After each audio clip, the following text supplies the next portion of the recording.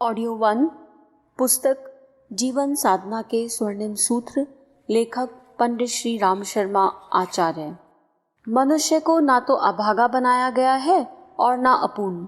उसमें वे सभी क्षमताएं बीज रूप से विद्यमान हैं जिनके आधार पर अभिष्ट, भौतिक एवं आत्मिक सफलताएं प्रचुर मात्रा में प्राप्त की जा सकती हैं। आवश्यकता उनके समझने और उनके उपयोग करने की है। सुधरे संभले तो काम चले। प्रकृति अलमस्त बच्चे की तरह निरंतर अपने खेल खिलवाड़ में लगी रहती है।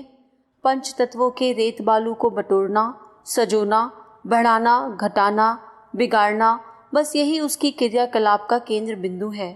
बाजीगर का तमाशा देखने में अपनी सुध-बुध खो बैठने वाले मनचले दर्शकों की तरह लोग उस कौतुक को देखने के लिए एकत्रित हो जाते हैं। हाथ की सफाई का कमाल उन्हें ऐसा सुहाता है कि कहाँ जाना था, क्या करना था जैसे तथ्यों को भूल बैठते हैं और बेतुकी कल्पनाओं में उड़ने तैरने लगते हैं।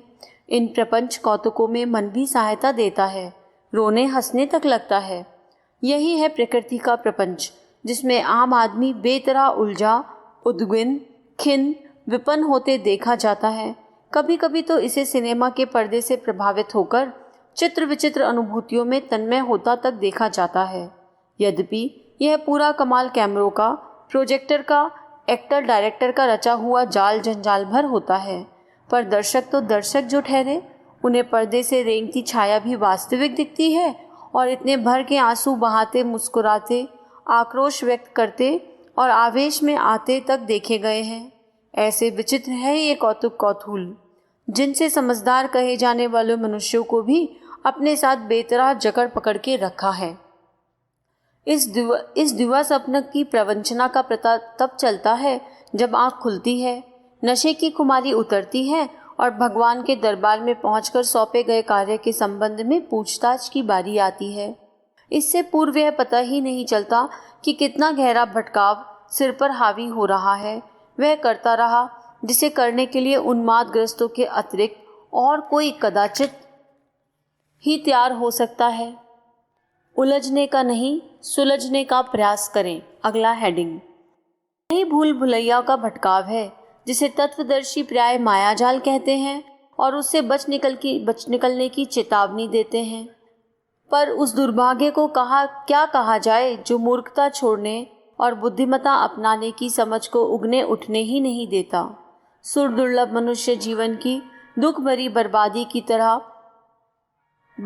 की यह पृष्ठभूमि है।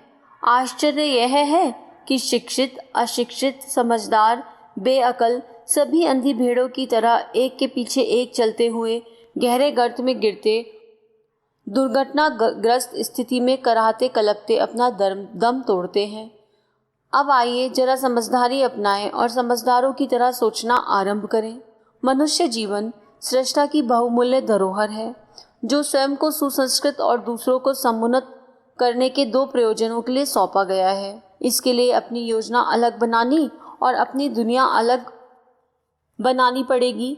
मकड़ी अपने लिए स्वयं जाला बुनती है, उसे कभी कभी बंधन समझती है तो रोती कलपती भी है, किंतु जब भी वस्तु स्थिति की अनुभूति होती है तो समूचा मकर जाल समेटकर उसे गोली बना लेती है और पेट में निगल लेती है।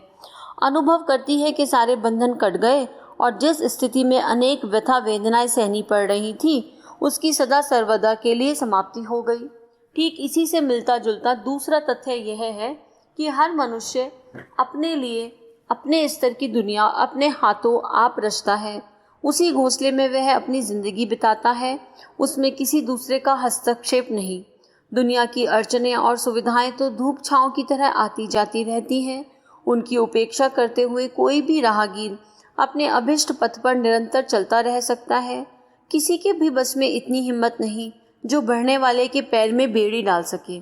भले या बुरे स्तर के आश्चर्यजनक काम कर गुजरने वालों में से प्रत्येक की कथा गाथा इसी प्रकार की है, जिनमें प्रतिकूल परिस्थितियों का जीना पर्दा उसने उठाया और वही कर गुजरे जो उन्हें अभिष्ट था।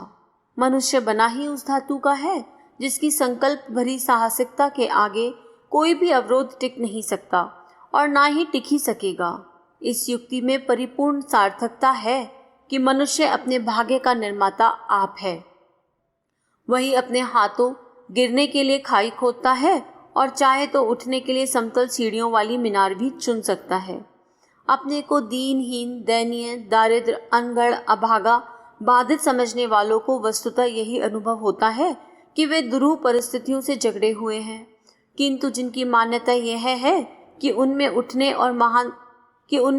और महानता की मंजिल तक जहाँ पहुँचने की शक्ति है, वे प्रतिकूलताओं को अनुकूलता में बदल सकने के में भी समर्थ होते हैं। उठने में सहायता करने का श्रेय किसी को भी दिया जा सकता है और गिरने में गिराने का दोषारोपण भी किसी पर किया जा सकता है, पर वस्तु स्थिति ऐसी है कि अपने ही व्यक्तित्व और कर्तव्य को ऊंचा उठाने और गिराने के लिए उत्तरदायी ठहराया जाए तो यह मान्यता सबसे अधिक सही होगी। गई गुजरी स्थिति में रहने वालों की स्थिति पर आंसू बहाए जा सकें तो अनुचित नहीं, उनकी सहायता करना भी मानवोचित कर्तव्य है, पर यह भुला नहीं दिया जाना चाहिए कि जब तक तथाकथित असहाय कहाने वालों का मनोबल ना उठाया जाएगा, उनमें पुरुषार्थ पूर्वक आगे बढ़ने का संकल्प ना उभारा जाएगा, तब तक ऊपर से थोपी गई सहायता कोई चिरस्थायी परिणाम उत्पन्न ना कर सकेगी। उत्कंठा का चुंबकत्व अपने आप में इतना शक्तिशाली है कि उसके सहारे निश्चित रूप से प्रगति का पथ प्रशस्त किया जा सकता है। इस उक्ति को भी ध्यान में रखे ही रहना चाहिए। ईश्वर मात्र उन्हीं की सहायता करता है जो अपनी सहायता आप करते हैं। दीन दुर्बलों को तो प्रकृति भी अपनी मौत अपने आप मरने के लिए उपेक्षा पूर्वक छोड़ती और मुंह मोड़कर अपनी राह चल पड़ती देखी गई है। शास्त्रकारों और आप्तजनों ने इस तथ्य का पग पग पर प्रतिपादन किया है। वेदांत विज्ञान के 4 महत्वपूर्ण सूत्र हैं: तत्वमसि, अयमात्मा ब्रह्मा, प्रज्ञानम ब्रह्मा, सोहम। इन चारों का एक ही अर्थ है कि परिष्कृत जीवात्मा ही पर ब्रह्म है। हीरा और कुछ नहीं, कोयले का परिष्कृत स्वरूप है। भाप से उड़ाया हुआ पानी ही डिस्टिल वाटर है, जिसकी शुद्धता पर विश्वास करते हुए उसे इंजेक्शन जैसे जोखिम भरे कार्य में प्रयुक्त किया जाता है। मनुष्य और कुछ नहीं, मात्र भटका हुआ देवता है। यदि वह अपने ऊपर चढ़े मल आवरण और विक्षेप को, कषाय कलमशों को उतार फेंके तो उसका मनोमुग्धकारी अतुलित सौंदर्य देखते ही बनता है। गांधी और अष्टावक्र की दृश्यमान कुरूपता, उनकी आकर्षकता, प्रतिभा, प्रामाणिकता और प्रभाव गरिमा में राई रत्ती भी अंतर ना डाल सकी। जब मनुष्य के अंतःकरण का सौंदर्य खुलता है तो बाहरी सौंदर्य की कमी का कोई महत्व नहीं रह जाता। गीताकार ने इस तथ्य की अनेक स्थानों पर पुष्टि की है। वे कहते हैं, मनुष्य स्वयं ही अपना शत्रु है और स्वयं ही अपना मित्र है। मन ही बंधन है और मोक्ष का एकमात्र कारण है। अपने आप को ऊंचा उठाओ, उसे गिराओ मत। इन अभिवचनों में अलंकार जैसा कुछ नहीं। प्रतिपादन में आदि से अंत तक सत्य ही सत्य भरा पड़ा है। एक आप्त पुरुष का कथन है, मनुष्य की एक मुट्ठी में स्वर्ग और दूसरी मुट्ठी में नरक है। वह अपने लिए इन दोनों में से किसी को भी खोल सकने में पूर्णतः स्वतंत्र है। उसे जड़ में नहीं, चेतन में खोजे। समझा जाता है कि विधाता ही मात्र निर्माता है। ईश्वर की इच्छा के बिना पत्ता नहीं हिलता। दोनों प्रतिपादनों से भ्रमग्रस्त ना हो तो उसके साथ इतना ही और जोड़ना चाहिए कि उस विधाता या ईश्वर ने मिलने निवेदन करने का सबसे निकटवर्ती स्थान अपना अंतःकरण रखा है। यूँ ईश्वर सर्वव्यापी है और उसे कहीं भी अवस्थित माना जा सकता है, देखा जा सकता है, पर यदि दूरवर्ती भागदौड़ करने से बचना हो तो अपना ही अंतःकरण टटोलना चाहिए। उसी पर्दे के पीछे बैठे परमात्मा को जी भरकर देखने की, हृदय खोलकर मिलने लिपटने की अभिलाषा सहज ही पूरी कर लेनी चाहिए। भावुकता भड़काने या काल्पनिक उड़ाने उड़ने से बात कुछ नहीं बनती। ईश्वर जड़ नहीं, चेतन है। इसे प्रतिमाओं तक सीमित नहीं किया जा सकता। चेतना वस्तुतः चेतना के साथ ही दूध पानी की तरह घुल मिल सकती है। मानवीय अंतःकरण ही ईश्वर का सबसे निकटवर्ती और सुनिश्चित स्थान हो सकता है। ईश्वर दर्शन, साक्षात्कार, प्रभु सानिध्य जैसी उच्च स्थिति का रसवादन जिन्हें वस्तुतः करना हो, उन्हें बाहरी दुनिया की ओर से आंखें बंद कर अपने ही अंतराल में प्रवेश करना चाहिए और देखना चाहिए कि जिसको पाने देखने के लिए वह अत्यंत कष्ट साध्य और श्रम साध्य प्रयत्न किए जा रहे थे, वह तो अत्यंत ही निकटवर्ती स्थान पर विराजमान विद्यमान है। सरलता को कठिन बनाकर रख लेना, यह शीर्षासन लगाना भी तो मनुष्य की इच्छा और चेष्टा पर निर्भर है। अंतराल में रहने वाले परमेश्वर ही वस्तुतः उस क्षमता से संपन्न है जिससे अभिष्ट वरदान पाना और निहाल बन सकना संभव हो सकता है। बाहर के लोग या देवता या तो अंतः स्थिति चेतना का स्मरण दिला सकते हैं अथवा किसी प्रकार मन को बहलाने के माध्यम बन सकते हैं। मंदिर बनाने के लिए अतिशय व्याकुल किसी भक्त ने किसी सूफी संत से मंदिर की रूपरेखा बना देने का अनुरोध किया। उसने अत्यंत गंभीरता से कहा, इमारत अपनी इच्छा अनुरूप कारीगरों की सलाह से बजट के अनुरूप बना लो, पर एक बात मेरी मान लो, उसमें प्रतिमा के स्थान पर एक विशालकाय दर्पण ही प्रतिष्ठित कर देना, ताकि उसमें अपनी छवि देखकर दर्शकों को इस वास्तविकता का बोध हो सके कि या तो ईश्वर का निवास उसके लिए विशेष रूप से बने इसी काय कलेवर के भीतर विद्यमान है, अथवा फिर यह समझ ले कि आत्मसत्ता को यदि परिष्कृत किया जाए तो वही परमात्म सत्ता में विकसित हो सकती है। इतना ही नहीं, वह परिष्कृत आत्मसत्ता पात्रता के रूप में दिव्य वरदानों की अनवरत वर्षा भी करती रह सकती है। भक्त को कुछ ना सूझने वाली सस्ती भावुकता से छुटकारा मिला।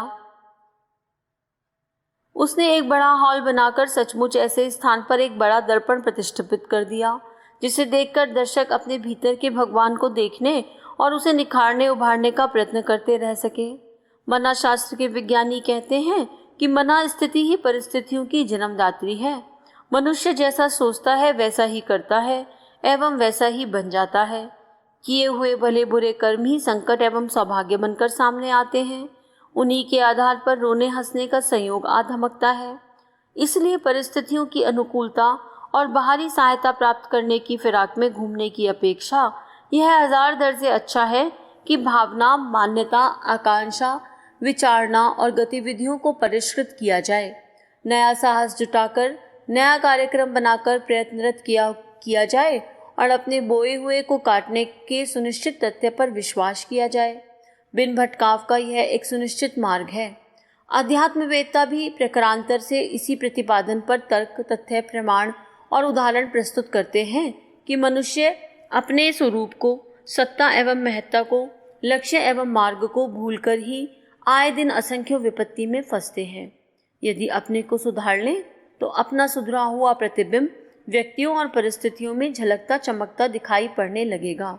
यह संसार गुंबज की तरह अपने ही उच्चारण को प्रतिध्वनित करता है। जैसे जैसे लोगों का जमघट साथ जुड़ जाता है और भली बुरी अभिरुचि को अधिकाधिक उत्तेजित करने में सहायक बनता है, दुष्ट दर्जनों के इर्द गिर्द ठीक उसी तरह की मंडल बनने लगते हैं। साथ ही यह भी उतना ही सुनिश्चित होता है कि शालीनता संपन्नों को, सज्जनों को उच्च स्तरीय प्रतिभाओं के साथ जुड़ने और महत्वपूर्ण सहयोग प्राप्त कर सकने का समुचित लाभ मिलता है।